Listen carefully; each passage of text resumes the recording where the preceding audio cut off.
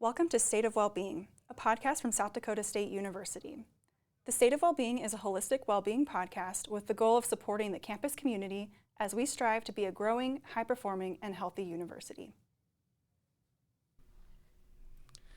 Welcome to this episode of the State of Wellbeing podcast. I'm Toby Uecker, SDSU's Dean of Students, and I'm excited to be hosting this episode, talking about community and the way that we build community and how community plays a role in helping our mental well-being.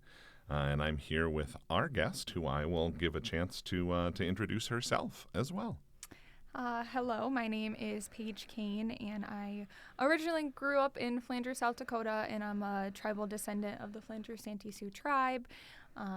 And my connections to SDSU, I originally toured SDSU when I was like 17, and I actually really fell in love with the campus. And I remember walking away, and my family could just tell I had this smile from ear to ear, and I just knew that SDSU was the one for me. And then I graduated in 2020 with a Bachelor's of Arts in American Indian and Indigenous Studies and a Bachelor of Science in History and Geography. And then I also graduated with my honors distinction through the Honors College. And currently I work as the program coordinator at the American Indian Student Center, where we host a lot of different programs related to cultural, academic, and other supports for students. Yeah. So maybe take a second on that story you told about visiting SDSU that first time, right? That's part of what we'll talk about, is that community and how we signify community. So talk about not just with the smile, but how did you feel as you thought, oh, wow, I think I've kind of found my people here, as you toured SDSU and then have chosen to stay here with us? Yeah, it was really interesting being like 30 minutes away from SDSU. I feel like I always had this preconceived notion of what SDSU was, and SDSU wasn't my first choice. I toured a few other colleges, and they didn't seem like the right fit for me. And then I came to campus, and I really loved the atmosphere. I came with a group of students from Flandreau, and we came for a visit. And then we also were able to stick around for a film that was in the art museum from an Indigenous woman. And then I got to tour the American Indian Student Center that was in the lower level of admissions and that kind of place. And I could just tell right away that I loved the atmosphere. I loved that there was an American Indian Student Center, because some of the other colleges that I went and saw didn't have those opportunities. And I didn't really get to connect with my culture back in Flandreau, so I really liked the opportunities in college and through SDSU to be able to connect with my own culture. That's great. I like hearing some of those pieces, and I think there are things that you'll hear us talk about as we go through the episode, that idea of place being really important. You mentioned the center. I think we now have a new and different center than when you first visited, and I think that sense of place is really important to community building. You also talked about being in touch with values and culture and things that are important to you, and I think you'll hear that at the center of what we think about when we talk about building community and the role of community in well-being as well. So maybe we'll shift a little bit to talk about that concept of community, and I think there are lots of different definitions out there. I think, as simple as our National Alliance on Mental Illness, NAMI, talks about community as being simply about building connection. And so maybe you can give us a sense, when you think about what we mean when we say community, what does that mean to you, Paige? I feel like for me, it just means a group of people who are coming together for a common goal. And I always like to connect it back to language. So I was able to find the word for community in Lakota, and it's Oyanke. But it also means community, reservation, settlement, but also a place to sit. And I feel like that was very crucial to me and for me, is having a place to sit and just be with a whole bunch of other people to be able to share your ideas and work towards a common goal is kind of what I understand community to me is. When I think of community, I always think of back home in Flandreau and having that community. We have a community center, and that was a really big piece of helping me learn what my identity was, and just being able to see other Indigenous people was really crucial to my portion of my community. Yeah, I really like that concept of a place to sit, because it's both really figurative but also really literal, right? Mm-hmm. Like, I think about, it could be sitting on the couch with my wife and my dogs is part of what my community is. It could be that having a seat at a table at dinner somewhere with friends is part of that community. But it can also, I think, mean figuratively having that seat at that table, having the place to be. And so maybe tell us a little bit as examples for folks that might be listening. What are some of the places that you think you have a place to sit, that you have community? Tell us a little bit about some of the communities you would consider yourself to be a part of. Yeah, I would say one of the first communities I think of is the AISC, not just because I was a student there, and I spent almost all of my time there. You could find me sleeping on the couches, making a ribbon skirt, sewing, beading, like all of those different things. The center was really my community and my place here at SDSU when I was a student. And being a program coordinator and in a position in the center, I also want to make it a community for all of our students, a place that they feel welcome and that they can go to. That is definitely one of my biggest communities, I will say. Another one that I think has been crucial for my development was my involvement in ASIS. That is the American Indian Science and Engineering Society on campus, and being involved in the local chapter, I would say truly changed my life. I was able to fly to the ASIS conference that was in California, and I could just feel there was a different type of energy. Everyone in the room is Indigenous and has thoughts related to indigeneity in science and what that looks like in the community. And I just felt all of the energy, and every single time I come back from an ASIS conference, I always have a wild amount of new ideas that I want to do and how I can better my community as well.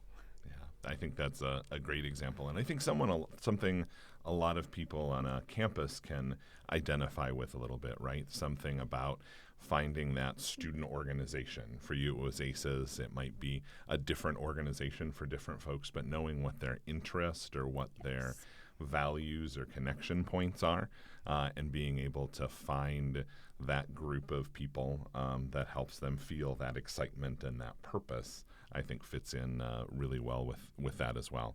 And that's actually one of the things I referenced earlier, that National Alliance on Mental Illness talks about what's important about community, right? And so they identify belonging as being a really big piece of why community is important to our well-being. And you talked about that when you visit the conferences, that you found that place that felt like people who understood you, places where you belonged. And then it also talks about support and purpose, and I think that purpose is a piece of things as well. And so I think you're hitting on a lot of those things that when people think, well, why is it important to have community? I think your examples help us really, really see that as well. So talk a little bit about the ways that you see students now in your role sort of finding their community at SDSU. Yeah, I mean, I work with a lot of our American Indian students, and I was very fortunate enough that I recruited a lot of the students from our center or from high schools into our center. So a lot of them can trust me, and they feel like that they can come to me with any questions. They really feel the center as a place of community for them. In my office, I have this little sign that says Kokipe Shni Oyanke, and it just means safe space. And I feel like that is crucial, that students, if they're having a bad day or want help with finding their career path or just want to find a place where they can connect with community or culture, they know that they can come to me, and I will always be here to support them and to find them the resources that they need, whether it's academic or culturally related. Yeah, and I think our hope is always that our students have some place that's like that and some person that's like that for their community. And so I'm glad you're there for the students at the center. And I think there are resources, whether that's at our Wintroad Student Success Center or Success and Opportunity Center, or whether it's in their individual academic major or maybe in their residence hall or in that student organization. I think all of those are places that provide some of those things. It kind of connects me to another piece of some of the why as I was starting to think about conceptualizing this episode. And the Prevention Institute, which sort of works around just general mental well-being, talks about having sort of pillars of well-being that are all served well by building that community.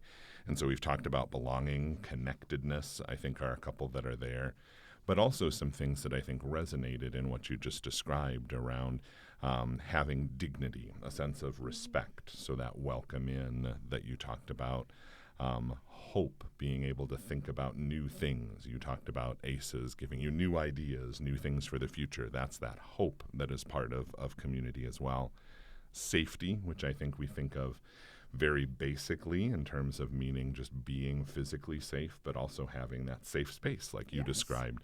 I won't attempt on the first try to repeat back the word that you used. I'll let you maybe say it again for us. So safety, you said safe space came to what in your Lakota language? It's kokipe shni, and kokipe means fear, and shni means not. And then oyanke means a community or a place to sit where you feel not fear, but you feel safe in. So not fear and safe place, kind of connected in that concept. I love it. And then the last pillar they talk about is trust. And so I think you mentioned building some of that trust with students, that you're someone they know they can rely on, they can count on, is part of building that community as well.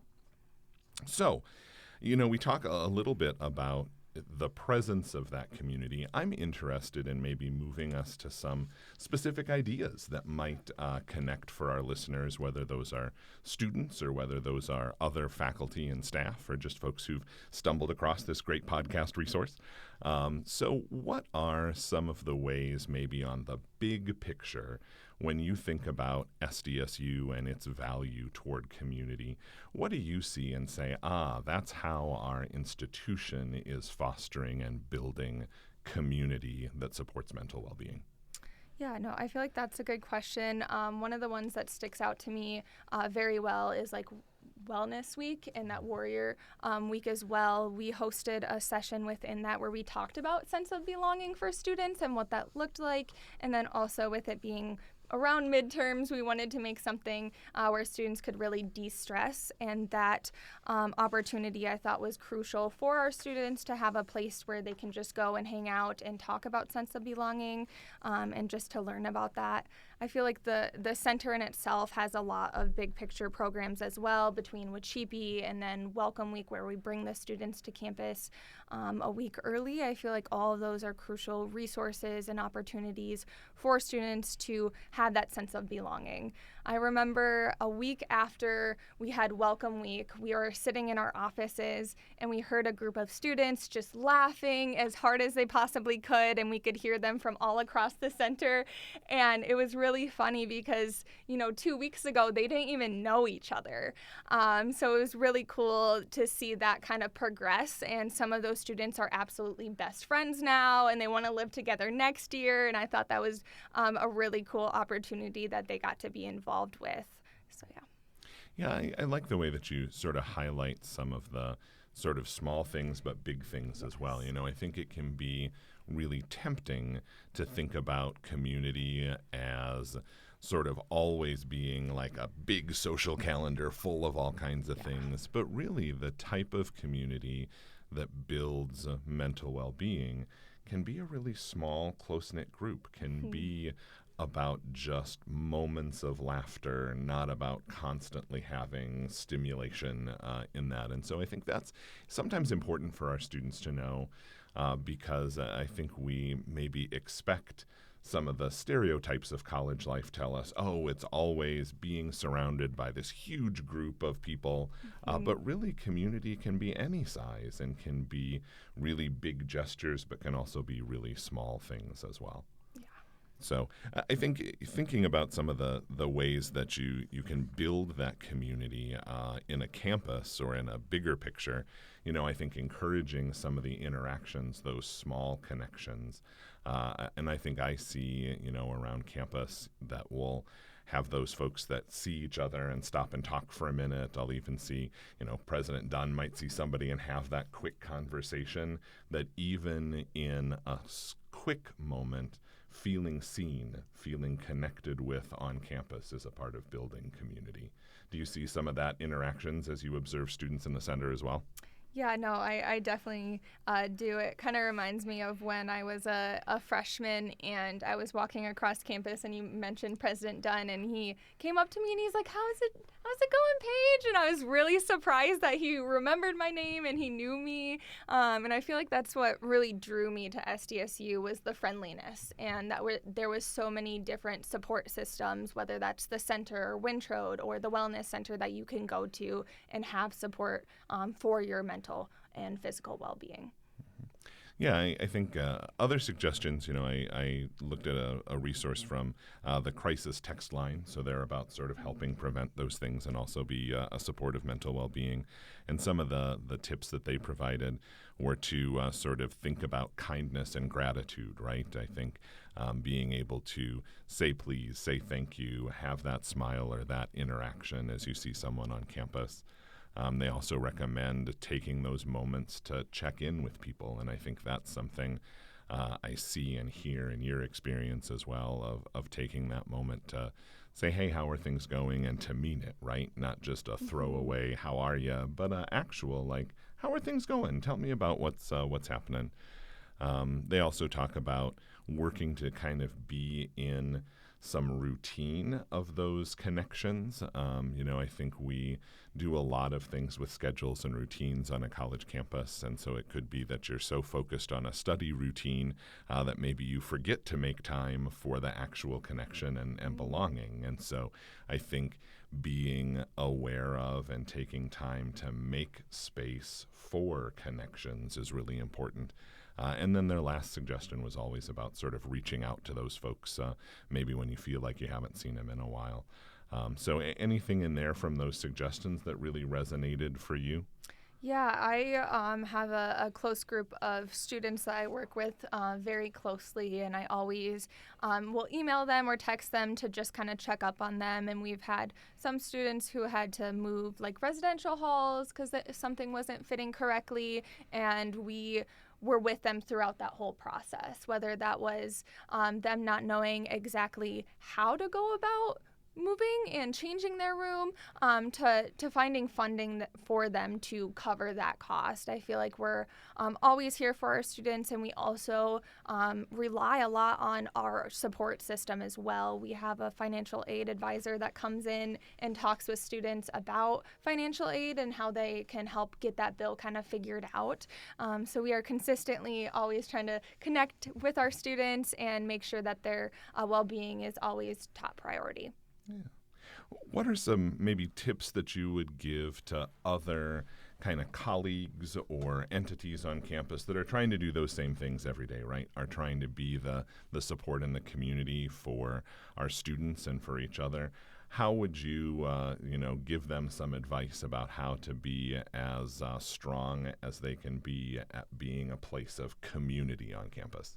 I feel like when I first started here, my biggest thing was just finding my support system, and that's really what I would recommend to anyone also trying to do that and foster community, because one person can't do it alone. You need a whole support system to be able to help a student. I always hear that statement, it takes a village to raise someone, and I feel like that is completely true, because I don't know everything. I don't know about financial aid or housing or really any of those pieces, but I'm always that person that says, if I don't know, I will find it for you. So I feel like finding your support system as a staff member, and then having that support system that you can share with the students, is extremely crucial to fostering community on campus. Yeah, I think that's a great point, and I think it's always easier to build some of that community and to be a strong resource when you can make that kind of face-to-face or one-to-one kind of handoff or connection point, right? It's so much easier to make someone feel seen and heard, like we've talked about, when you can say, you know, I have this person I work with who I know you're going to sort of get as a good resource and who I know will be there to help. And so I think being able to do that is a great tip for anybody on campus. Get to know who are those sort of vital connection points and be able to connect students in that way as well. Yeah. So good. I think some of the other pieces of community and its connection to well-being are really about the ways that you can work to build some of the main advantages. So we've talked about sort of purpose being a lot of times at the heart of why a community is important. You know, you're able to sort of know who you are and what you bring to the table. So I wonder if you could maybe talk about an example of within community when you think about who you are and what purpose you have in some of your communities. What is it that Paige brings that helps you feel connected and valued because of what you bring to the table in your community?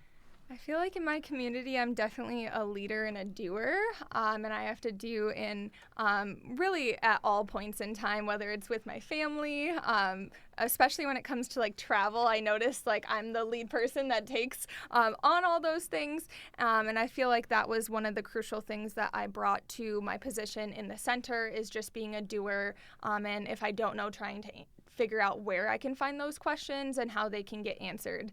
It makes me think a lot of the Wachipi that we have coming up in April and how that is a full year process of just kind of coming to fruition. And my question is, what can we do? What can we do? What can we do now to set us up for success in the future? And I always try to answer those questions and get as much work as I can done because it'll make the transition and the event more smoothly for everyone else who's wanting to attend. Yeah, I think that's a great example of a really big project and a big community effort where you know what your role is and where it benefits from having people that are of widely ranging roles. So your purpose is that doer. You know that there's somebody who's got the purpose or the factor of being the big idea dreamer, probably somebody who can kind of do all the arranging and organization. And those are all places where different people can feel different value and purpose. And so I think that's one of the things I would drive home about community as well, is that a really grateful and helpful community is one where, you know, your role might be something that supplements or adds something that a different person doesn't bring into that group. And so communities benefit from the unique pieces that each of us brings into them. And I think that's sometimes important to remember as well. We think from a well-being perspective that, we just want the community to be of benefit to us. We benefit well-being-wise from being in community, but that community benefits from having us in it as well. And so I think that's really important. I think another one of the ideas of how to build that community is to be focused on the staying in touch and the being connected. And we've talked a lot about that already, that, the idea of taking time and making time for those things as well. The last piece that I thought was really important about building community is the idea of seeking new learning and stretching for new things, so building that resilience. So what's something you've reached out and learned around community or around your work or around life lately? That's a good question. I don't know if there's anything particular right now that I've thought about or have reached out about, but it always brings me back to my first time on campus, and how that experience was completely new, being away from family, and for me, just really stepping outside of my comfort zone and asking those questions and asking for support, I think was crucial for my success. Even if it was going to a club and checking that out and then realizing 4 years later that I'd been a part of the club and absolutely loved it after, coming to that realization, you don't realize how one step and going to one meeting or one event can really change and impact your life for the greater. So I feel like it's always crucial to take as many steps outside of your comfort zone as you possibly can, because that's where you're going to grow. Yeah, I think that's exactly the idea of that resilience and of that sort of proactiveness in building community. And I think it also transitions really well to kind of where I'd like to spend the last couple of minutes of our time together, and that's the kind of tips and ideas and resources for our students who might be listening to this and saying, okay, I get the message, community is important. What's some advice you would provide to students who maybe are feeling like they need a few tips and tricks for how to start building that community? What are some of your pieces of advice you'd share? Yeah, no, my pieces are kind of similar to what I've already said, but also just trying something new and just stepping outside of what you already know, I feel like is crucial. I've had students who are like, oh, I'm not really into rugby, and then they get into it and they absolutely love it. So I feel like it's just changing your perspective and trying something new. And even if you try one or two clubs out and you're like, oh, I'm not really feeling it, you can always know that there are other clubs out there for you. And there will definitely be a place on campus for you as well. You just have to find it. I feel like the biggest resources I can always think of is always looking on Club Hub. There's so many different events and programs that you can go to that can help foster that sense of community. I always recommend checking Wintro too. They have so many different opportunities and they have so many advisors that can help you find your sense of belonging on campus and your community. So I feel like those are key places that I had as a student and that I would recommend any student or staff that is unfamiliar to SDSU to really do.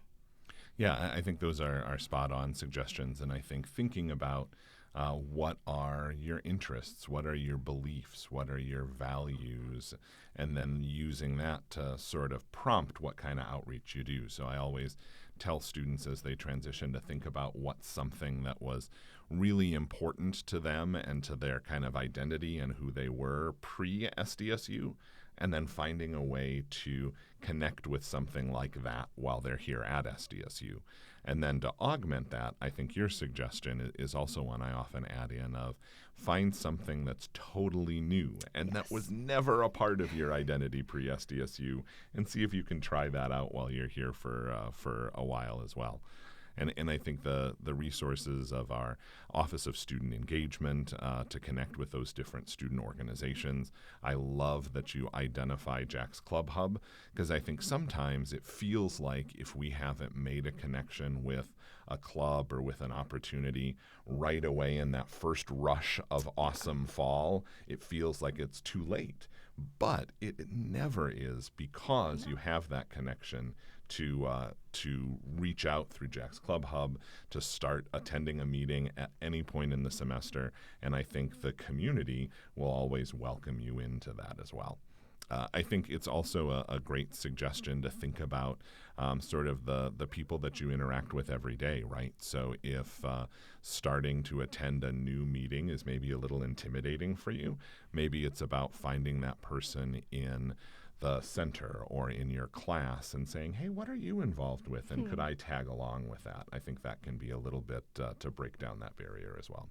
Yeah, no, I definitely agree. And just finding even academic support, I feel like, is crucial. I was involved in the history club, and I was a history major, and I absolutely loved it. And we got to do so many fun and different cool events. So I feel like it's finding things that you are interested in, maybe related to your major, and then you can foster that friendship with people who have similar interests. I feel like that is crucial, even alongside those other ones where you have never been involved with something related to it, and just giving it a try. I feel like both sides of those are completely important to your identity as a student. Yeah. I think the last few resources I'll kind of add in there, and then we'll probably wrap up our time thinking about community. But I think that recognizing that our student health clinic and counseling center is also a really good resource for those ideas and for those sort of approaches to making that connection. I think it's easy to think about counseling services as being for sort of bigger deals than just finding a community, but I think a stepped care model that's already the topic of one of our podcast episodes means that you can walk in there, and if what you just need is that little prompt or that little research connection, counseling services is there to provide that. And so I think that's important for students to think of as well.